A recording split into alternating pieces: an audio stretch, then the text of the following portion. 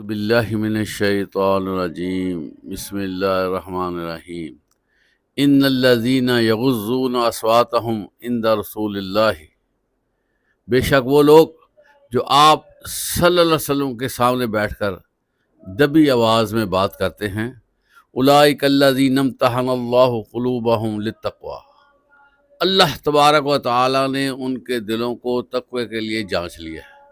لہم مغفرۃ و اجر عظیم، اور ان کے لیے مغفرت ہے اور بہت بڑا اجر۔ محترم حضرات، سورہ حجرات آیت نمبر 3، اس میں اللہ تبارک و تعالی نے ان لوگوں کے بارے میں فرمایا ہے جو آپ صلی اللہ علیہ وسلم کا ادب کرتے ہیں، جو آپ صلی اللہ علیہ وسلم کو دل سے پروٹوکول دیتے ہیں، اور آپ صلی اللہ علیہ وسلم کے سامنے اپنے آپ کو سرنڈر کرتے ہیں۔ ایسے لوگوں کے بارے میں اللہ تعالیٰ فرماتے ہیں کہ ان کے دلوں کو اللہ تعالیٰ نے ماپا ہے، جانچا ہے، ان کا امتحان لیا ہے، ان کو چیک کیا ہے، وہ باہر سے اور اندر سے اسلام کے پاس ہے، وہ اپنے نبی سے محبت کرتے ہیں، اور ایسے لوگوں کو اللہ تعالیٰ فرماتے ہیں کہ ان کے لیے اللہ تعالیٰ نے مغفرت اور اجر عظیم رکھا ہے۔ اللہ تعالیٰ ہمیں اس چیز کو سمجھنے کی توفیق عطا فرمائے کہ آپ صلی اللہ علیہ وسلم سے جو محبت ہے اسی سے تقوی کا آغاز ہوتا ہے، اور اس کے بغیر ہم تو تقوی کی منازل طے نہیں کر سکتے۔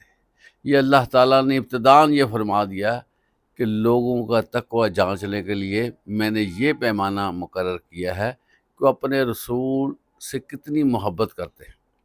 حضرات گرامی، محبت دو طرح کی ہے، ایک ہے زبانی کلامی محبت، اور کوشش کرنا کہ زبان سے بڑے دعوے کرنا، لیکن جب دل سے بات ہوتی ہے تو ان کے دل میں وہ محبت نظر نہیں آتی۔ آپ صلی اللہ علیہ وسلم کی دل سے محبت کیسے چیک کی جائے؟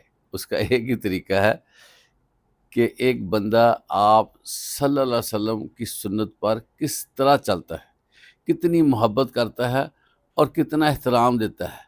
جب بھی آپ صلی اللہ علیہ وسلم کا حکم آ جاتا ہے وہ سرنگو کرتا ہے۔ آپ صلی اللہ علیہ وسلم نے خود فرمایا ہے کہ میرا ہر امتی جنت میں جائے گا، مگر وہ لوگ جنت میں نہیں جائیں گے جو انکاری ہوں گے۔ آپ صلی اللہ علیہ وسلم کے اس فرمان کو سن کر صحابہ کرام نے یہ سوال کر ڈالا کہ یا رسول اللہ صلی اللہ علیہ وسلم، کیسے ممکن ہے کہ آپ کا کوئی انکار کرے؟